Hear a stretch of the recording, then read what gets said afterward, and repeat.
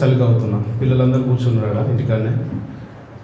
Slip అయిపోయి correct ఇక్కడ ఎడ్జ్లో నాకు ఇక్కడ నడుము కాడ తాకింది. తాకాగానే అప్పటికే నేను లేచిన, కానీ లేచిన తర్వాత బోన్స్ ఇరిగింది అనుకున్నాను.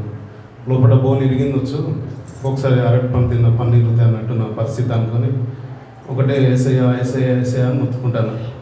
ఈ పిల్లలకేమో మా అల్లుడు, ఇంకా ఇంకో అల్లుడు బ్లెస్సి వీళ్ళందరూ ఉన్నారు, మా చెల్లె మా బావ ఇట్లా అందరూ ఉన్నారు. లేపారు కానీ వాళ్ళకు లోపల నొప్పి తెలుస్తలేదు.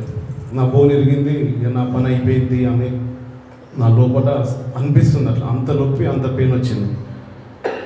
ఆ నొప్పిలో కూడా ఏసయ్య ఏసయ్య ఏసయ్య అని ఇట్లా బాగా అనుకుంటూ అప్పుడే అయ్యగారు ఫోన్ చేసి ప్రార్థనలో పెట్టిన అయ్యగారు ప్రార్థన చేయగానే నాకు కొంచెం రిలీఫ్ అయింది.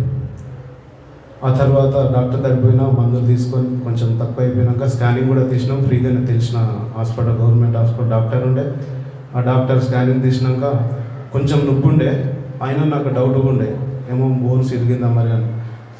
ఆయన స్కానింగ్ తీసినాను అన్నాడు, బోన్స్ ఇరిగితే నువ్వు ఇక్కడ దాకా రాపోదు బ్రదర్, అక్కడ నుంచి లేవు కూడా లేకపోదు, నీకేం కాలే, ఖాళీ అక్కడ తాకిన కాడ కొంచెం బ్లడ్ క్లాట్ అయినట్టు అయ్యి మళ్ళీ క్లియర్ అయినట్టుంది, ఇప్పుడు ఏం కాలేదు అన్నాడు. అయ్యగారు కూడా ఇక్కడికి వచ్చినాక 2 సండేలు పోయిన సండే అయిపోదామంటే చేయి పెట్టి ప్రార్థన చేసిండు.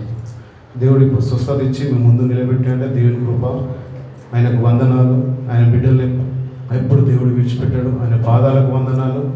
ఆయన లేకుంటే ఒక క్షణం బ్రతకలేం మనం కదా. నిజంగా దేవుడు నమ్మదగిన దేవుడు.